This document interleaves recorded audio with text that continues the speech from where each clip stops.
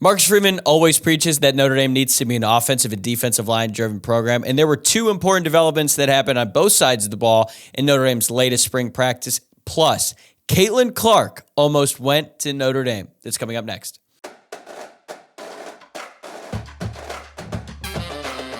You are Locked On Irish, your daily podcast on the Notre Dame Fighting Irish.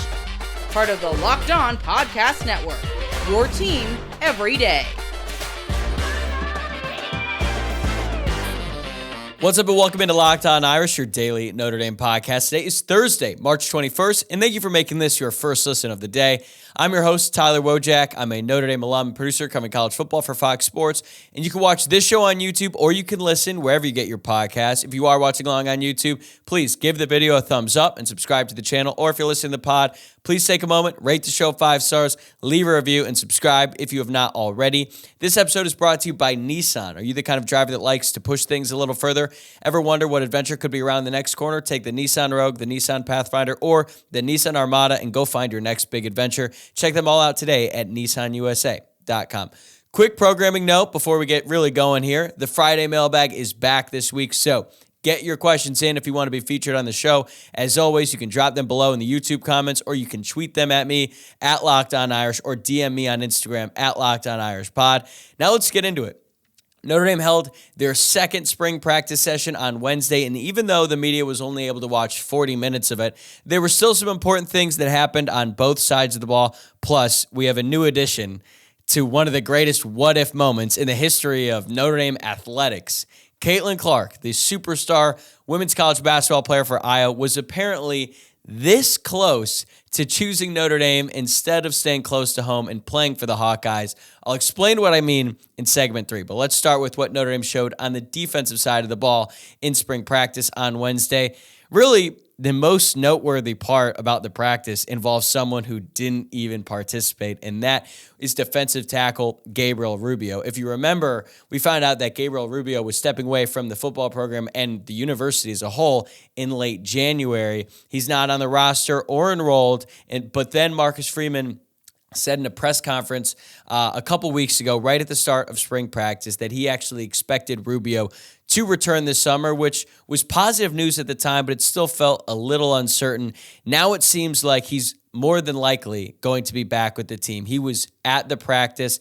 He was not a full participant, obviously, but he was there, and he was wearing shorts and a T-shirt. He was wearing Notre Dame gear, and Jason Anye said after the practice, he told the media that he lives with Gabriel Rubio, and Rubio has moved back in with him. So obviously, those are very encouraging signs for the Notre Dame defense. I'm going to be honest, I was really skeptical of him ever coming back to Notre Dame because I feel like more often than not, if a player steps away from the team and the university, they're probably not going to come back. But it seemed like when it happened, there was always the possibility. And now, even though it's not certain, it's not set in stone, I feel a lot better about the chances of Gabriel Rubio returning to the team this summer after seeing him in practice this week. And I think even though he's not going to start, obviously, assuming Howard Cross and Riley Mills are healthy, he is still a very important piece on the defensive line. He's going to be the first interior D lineman off the bench, and you need depth at that position, specifically defensive tackle, but really throughout the defensive line if you want to compete at the highest level. Just look at what Michigan did this past season on their way to winning a national championship. They had the best defensive line in college football, and it wasn't only because they had 4 really good starters. They would rotate guys in who had fresh legs and were very, very talented, and Notre Dame is going to need that if they want to get to where they want to go this season. And that is something that Al Washington said after practice, was that he feels a lot better about this group and that they're at a 300 level course now that they're with him for his 3rd season as the Notre Dame defensive line coach. Jason Anye also said that he believes that this is the deepest the entire defensive line has ever been since he's been a part of the team. So those are all really encouraging signs, and obviously bringing a guy back like Rubio is really important to that. If you look at his stats from last season, they aren't that great, but then again, neither are most defensive tackles. He only played in 9 games last season because he suffered an injury in the season opener against Navy, but he was still productive, or still highly productive, when he was available. Finished with 4 solo tackles, 7 quarterback hurries, and 7 stuffs, according to Pro Football Focus. Plus, he had a forced fumble as well. So I think that's really encouraging to have him. Plus, Jason Anye, his roommate, he caught a lot of people by surprise last spring with his play. He looks the part physically, and I think he has taken another step so far throughout the winter and into spring practice. So if Notre Dame has those two guys to back up Cross and Mills, you're looking at not only probably the best defensive tackle tandem in all of college football, potentially the deepest as well. So that's very, very encouraging. We'll see what happens with Notre Dame's edge rushers. Josh Burnham, RJ Oben, and Jordan Botelho have all looked good so far. And then you've got young guys like Bubakar Traore and even Bryce Young, who could insert themselves into the rotation as well this season. So encouraging developments on Notre Dame's defensive line. On the back end of the defense, something I thought was noteworthy, it looks like special teams coordinator Marty Biaggi is basically also going to act as Chris O'Leary's replacement as the safeties coach without the title. Now, he's not exclusively working with the safeties, and obviously he has duties that he has to tend to as the special teams coordinator. But I think that his role with the defensive backs is even more increased than what I had expected when we first started hearing rumblings that he was going to help out as well. Since O'Leary left, Mike Mickens is now the defensive backs coach, no longer just the cornerbacks coach, and Marty Biaggi is going to be his right-hand man in this practice. It was reported that Mickens was working with the veteran players working on technique, and then Biaggi was spending a lot of time with the young guys as well. So I think that's important that the staff trusts him already to teach technique, the fundamentals with those younger players. And I think some people might see the special teams coordinator working the safeties and be like, hey, wait a second, are we stretched too thin there? What's going on there? Well, Biaggi has spent a lot of time working with defensive backs throughout his career. He actually got his start coaching in 2011 as the co-defensive coordinator for Arkansas Pine Bluff, and he also coached the defensive backs for 3 years for Southern University, and he was the cornerbacks coach for South Dakota in 2015. So even though he has plenty of experience as a special teams coordinator, and I thought he was really good at the job in his one season with Notre Dame, I think the expectations were really high for him, trying to replace Brian Mason after his 1 year before he left to the Indianapolis Colts. I thought Biaggi did a fantastic job with the special teams, and now it looks like he's taking on a more increased role with the safeties, and I think that's big for him and big for his future, and hopefully it'll keep him around at Notre Dame a little bit longer. So point being, he's done this before, and I think he's going to be an asset for Mike Mickens and the entire defensive staff this upcoming season. All right, coming up next, let's switch it over to the offensive side of the ball and look at how Notre Dame's offensive line is starting to come together. This week's March Madness Bracket Highlight is brought to you by our friends at Nissan. Each week, we're picking one team that stands out, a team that's pushed it further than the rest. Just like any of the all-new 2024 Nissan SUVs, these guys were able to take it to the next level. The Oregon Ducks are obviously this week's Nissan Rogue. The Ducks surprised us all with a powerful performance in the final Pac-12 tournament, punching their ticket to the big dance. They say win life, go Rogue, and that's exactly what the Ducks have done in March. Take the Nissan Rogue, Nissan Pathfinder, or the Nissan Armada and go find your next big adventure. Shop NissanUSA.com. Today's episode is also brought to you by FanDuel. Say goodbye to busted brackets because FanDuel lets you bet on every game of the tournament. Whether you're betting on a big upset or a one seed, it's time to go dancing on America's #1 sportsbook. Right now, new customers get $200 in bonus bets if your first $5 bet wins. That's $200 to use on point spreads, money lines, and you can even pick who's going to win it all. Just visit FanDuel.com/lockedon and bet on college hoops until they cut down the nets. Outside of Gabriel Rubio's attendance, the thing that stood out to me the most from Notre Dame's practice is that the offensive line is pretty much set for now. It seems like Tosh Baker has control of the right tackle spot with Charles Jagasaw starting opposite him at left tackle. The interior is going to be Pat Coogan at left guard, Ashton Craig at center, and Strouth at right guard. Now, this is the same group that they rolled out there for the Sun Bowl, so it's not a big surprise, but after Joe Rudolph talked with the media after practice, it really feels like this is the group that Notre Dame wants to roll with for now. Rocco Spindler, the backup guard, or at least tentatively the backup guard, he's still practicing, and he's still battling to get his job back, but he's not really close to 100%, so I think he's going to have a better chance of doing that in the summer and into the fall camp, and I'm definitely not ruling it out. I think a lot of people rolled out the idea of Rocco Spindler even being a participant in spring practice. So he's already exceeded expectations in that respect. He did win the job in fall camp last year, so do not count him out, but I think that Billy Strouth is really ascending at that right guard spot, so it's going to be tough for Rocco Spindler to do coming off that injury, but again, I'm just not going to count him out after what he did last fall camp. I'm also not ruling out the possibility of Notre Dame pursuing an offensive tackle in the transfer portal this spring.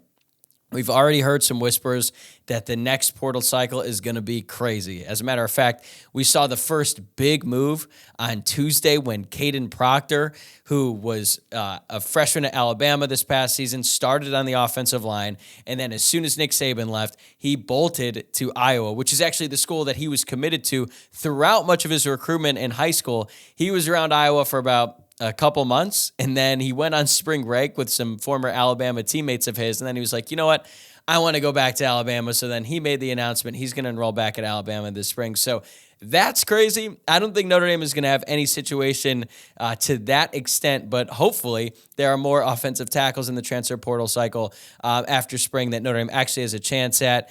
Is there going to be a player available as good as Proctor on the offensive line? Probably not, but we'll see. Like I said, you're already starting to hear that this cycle is going to be crazy. Even though it's shorter, probably not going to see as many guys go into it as they did at the end of the regular season this past December, but I wouldn't rule anything out. And I think that Notre Dame is going to be monitoring it no matter what, especially when it comes to offensive tackle. But I do think that the best case for Notre Dame, assuming a player of Proctor's caliber is not available in the portal, is that both Tosh Baker and Charles Jagusah really step up over the course of the next month, and the staff decides, you know what, they don't really need to take anyone unless it's like a no-brainer. They feel comfortable with the guys they have. And I should include Emil Wagner in there as well. I'll admit I was a bit dismissive of Wagner's chance to play this year as soon as I saw the fact that he was listed at 281 pounds on the roster that Notre Dame gave out at the start of the spring. I saw that and I was like, look, man, there's just no chance that you're going to start a guy at right tackle who only weighs 281 pounds. Like, that can work in a group of five school or even some lesser Power 5 programs. But if Notre Dame wants to be built and driven on their offensive line, you're just going to need bigger guys at tackle. And I legitimately felt bad for Wagner. I just was like, this is not the reality of modern college football. But then Emil Wagner told the media that was in attendance after this practice that he's actually 290. So if we take him at his word, I think that's better, but still not the ideal size for a tackle. You want an offensive tackle to be like 310, maybe up to 315. But again, it's really hard for some guys to put on weight, and it's a shame because Wagner is extremely athletic. He has great feet. He just doesn't have the size to really hold up at the position for now, but maybe that'll change. I mean, it's still only the spring. He's got some time to put on weight, put on muscle, and we'll see what happens. Meanwhile, Tosh Baker, who's projected to start, has everything you want from a size standpoint. He is massive. He's like 6'8", over 320 pounds, I believe. So that's great. But does Tosh Baker have the ideal strength to go along with that size, to be a dominant right tackle? That's also something that we have not seen from him on the field. Now, it's his fifth year. It's kind of now or never. Joe Rudolph actually made a comment that he needs to see a little bit more from Baker in the weight room, which, you know, is it really what you want to hear about a fifth-year senior? But we'll see. I think maybe the fact that he's going to be starting, maybe he'll have a little bit more motivation. Either way, if he's able to really solidify his spot as the starting right tackle and Jagusah is able to do the same left tackle, then Notre Dame should feel better about this group when they head to College Station to start the season. Are they going to struggle at the start of the season? Almost certainly. Even if they were to add a really good tackle in the transfer portal, I would imagine that they'd struggle at the start of the season because that is just sort of the nature of the position. It usually takes a few games to get them rolling. But if Notre Dame wants to really achieve the goals they want to this season, which is go to the playoff, make a run, and do all that, they really, really need a good offensive line, and you're not going to have a good offensive line unless you have two really good tackles. Another note, tight end Eli Raridan was limited in this practice. We had heard that he was limited in the first spring practice. I believe Pete Sampson from The Athletic pointed that out, but we didn't really hear anything more about it. We're like, okay, one practice, no big deal. But considering it's been a couple weeks since then and he's still not full go, I think it's somewhat concerning. Now, Pete also said that in this practice, he was like suited up and he was on the practice field, but they were going through some drills. Eli Raridan would just stand off to the side, and he was not really a full participant. I think that's somewhat concerning. I'm sure Marcus Freeman is going to provide more context on that in his press conference this weekend, but considering the fact that Eli Raridan has suffered two significant knee injuries so far in his career, I think it's fair to be a little bit concerned. Maybe he had a setback, or maybe Notre Dame is just being extremely cautious with his recovery. You know, that's one thing. But then again, he also did play a lot in those last 4 games of this past regular season and the Sun Bowl. So it's like, you know, if he was hurt then, he probably wouldn't have played. So maybe there was a setback. Again, we're all going to find this out pretty soon here, but I feel like it was noteworthy to point out. What else? The first team wide receivers were Jane Thomas, Jane Greathouse, and Chris Mitchell. I feel like that's a pretty solid group. Pete Sampson continues to say great things about Jane Harrison, the transfer from Marshall. You look at that receiver group, I think it has the potential to be a strength this season if those guys step up. Also, Jordan Faison was in attendance for at least a portion of the practice because Notre Dame posted a video clip of him there. And I think he was just wearing his helmet. So that's great. I mean, obviously, he's still going to be resting during Notre Dame football practice because he's still in the middle of the lacrosse season. But I think, all of these things are encouraging. Faison is definitely going to be fighting for that starting slot job. And I feel like Notre Dame's receiver room is a lot deeper and a lot more talented than it's been in a long time. Again, low bar to clear for that group, but I think signs are pointing in the right direction for the wide receivers. And that's pretty much it. I feel like, the quarterbacks look good. They were throwing on air for what the media could see. The guys continue to throw the ball well. I feel like they're pretty deep. I don't expect them to have 4 guys after spring practice, but the fact that they have 4 guys who can throw right now is a really good place to be considering where they had been in recent years. So, that was pretty much it. There wasn't a ton to take away from Notre Dame's offense in this practice. It was roll call for the most part, but we're just a few weeks away from Notre Dame's Jersey scrimmage, which is a very big deal, very competitive every single year, and the media is actually going to be able to watch that this year. That's going to tell us a lot. Then you got the blue and gold game on April 20th. As always, we'll have you covered here on the podcast throughout the spring, summer, and the season as well. So stay tuned here. Make sure you subscribe, all of that, because we'll have you covered. All right, coming up next, a report came out on Wednesday that Caitlyn Clark, was once a silent commit to Notre Dame. Can you imagine what could have been? Today's episode is brought to you by Amazon Fire TV. Fire TV is your destination for sports, from live games to highlights to in-depth analysis. Fire TV also offers amazing viewing experiences with smart TVs, as well as the Fire TV stick that you can plug into your existing television. And it provides access to millions of movies and television episodes, as well as free and live TV, whether it's opening weekend for baseball or the college basketball tournament. You're going to want to have a Fire TV.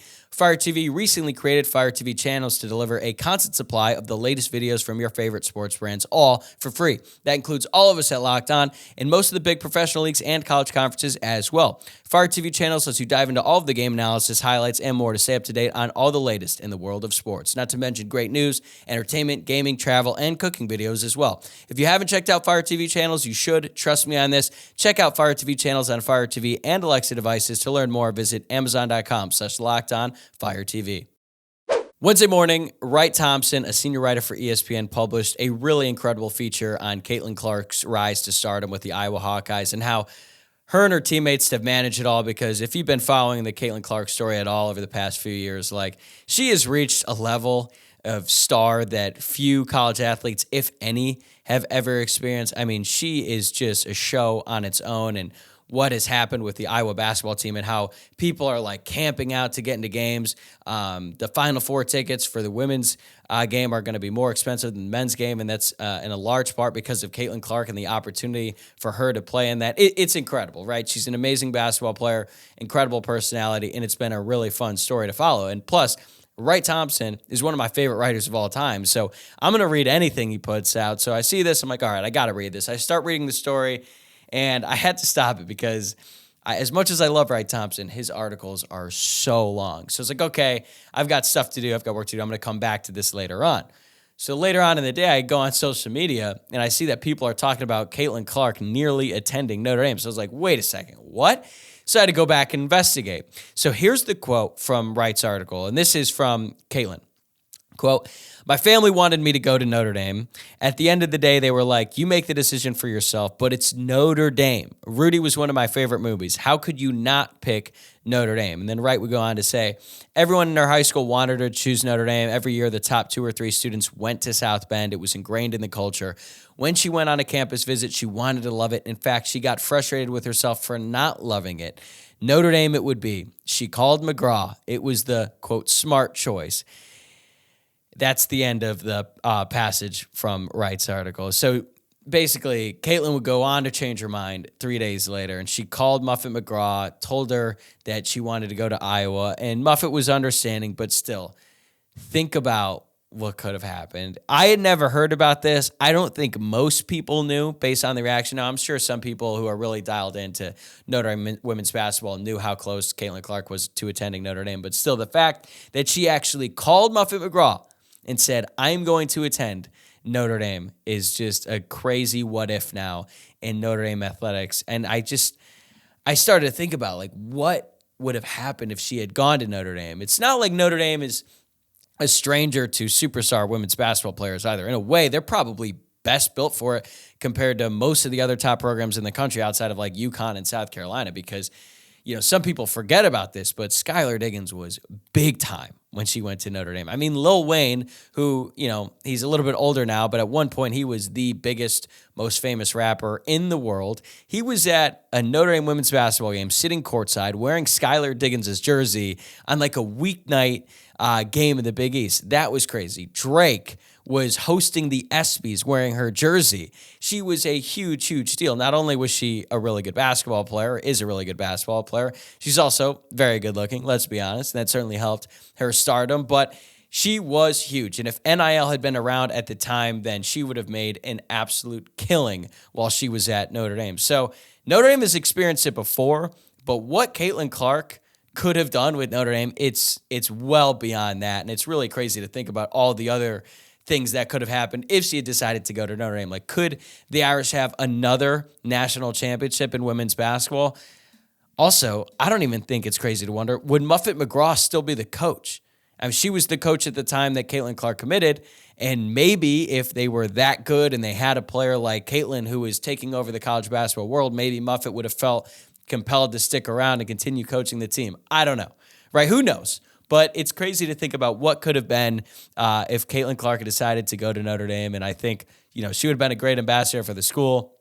People would be locked into Notre Dame women's basketball even more so than they are now. And Notre Dame obviously has Hannah Hidalgo. They have some really exciting players on the team. They have a chance to make a good run here in the NCAA tournament. But now, every time I watch them play, I'm going to be thinking, damn, it would be nice to have Caitlyn Clark. And it's not this crazy hypothetical, right? It actually could have happened, and it's, I don't know. I'm almost like upset that I found out this news because now I'm never going to look at her the same or Notre Dame women's basketball the same. But I felt like it was such an interesting story. I wanted to share it here on the podcast. And I think just have some fun today thinking about what it would have been like if Caitlyn Clark would have been wearing the blue and gold. But that is going to do it for this episode. Thanks again for making Locked On Irish your first listen of the day. Remember, mailbag tomorrow. Get your questions in the YouTube comments or on social media. It's going to be a lot of fun. I'm looking forward to it. Also, remember to subscribe to the show on YouTube or wherever listening to the podcast. And you can give us a follow on X at Locked On Irish or on Instagram at Locked On Irish Pod. My personal X account is at Tyler, WOJCIAK. I'll see you guys tomorrow.